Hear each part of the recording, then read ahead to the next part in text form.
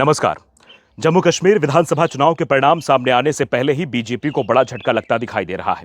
PDP chief Mehbooba Mufti ने साफ संकेत दे दिए हैं कि अगर किसी भी दल या गठबंधन को बहुमत नहीं मिलता है तो वो इंडिया गठबंधन का समर्थन कर देंगी, बीजेपी के साथ मिलकर सरकार नहीं बनाएंगी।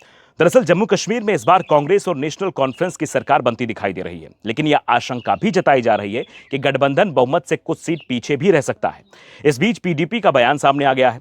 उन्होंने इंडिया गठबंधन से जुड़ने की इच्छा जाहिर कर दी है, जिस पर फारूक अब्दुल्ला ने कहा कि पीडीपी हमसे जुड़ने के लिए तैयार है। यह बेहद अच्छी बात है। पीडीपी नेता जुहैब यूसुफ मीर ने कहा कि बीजेपी को सत्ता से बाहर रखने के लिए वे नेशनल कॉन्फ्रेंस और कांग्रेस के साथ गठबंधन करने को भी तैयार है, जिस पर फारूक अब्दुल्ला ने उन्हें बधाई दी। उनकी सोच अच्छी है, हम सभी एक राह पर हैं, यह बात फारूक अब्दुल्ला ने कही। नफरत को हमें खत्म करना है, जम्मू कश्मीर को इकट्ठा करना है। दरअसल जो भी एग्जिट पोल सामने आ रहे हैं उसमें अधिकांश में इंडिया गठबंधन को या तो बहुमत दिखाया गया है या फिर बहुमत के करीब बताया गया है, जबकि पीडीपी को 6 से 13 सीटें मिलती बताई गई हैं।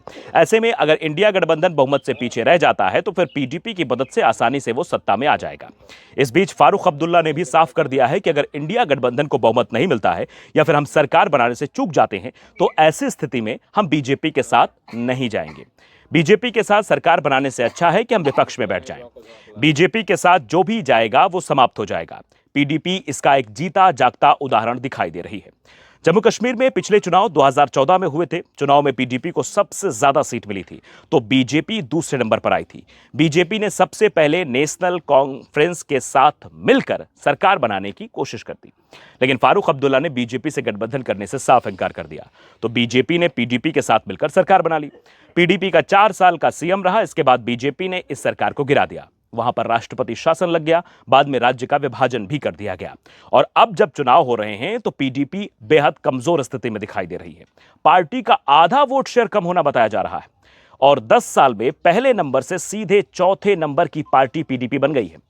दावा तो यहां तक किया जा रहा है कि इस बार अन्य का हिस्सा भी पीडीपी से ज्यादा हो सकता है। जो बात फारूक अब्दुल्ला ने 10 साल पहले समझ ली थी, पीडीपी को वो अब समझ में आई कि बीजेपी के साथ नहीं जाना चाहिए। इसलिए लाल चौक विधानसभा सीट से पीडीपी उम्मीदवार जुहैब यूसुफ मीर ने कहा था कि हमारी नजर में एग्जिट पोल का कोई मतलब नहीं है, यह सिर्फ टाइम पास की चीज है, लेकिन हम जानते हैं कि हमारी पार्टी जम्मू कश्मीर में बनने वाली सेकुलर सरकार का अहम हिस्सा बनेगी। ऐसा बयानबाजी हुई। उसके बाद कहा कि हमने कहा भी था कि कश्मीर की पहचान बचाने के लिए हम कोई भी कदम उठाने के लिए तैयार हैं। यह बेहद जरूरी है हम एक सेकुलर सरकार बनाएं जो बीजेपी के खिलाफ हो, उनके साथ नहीं।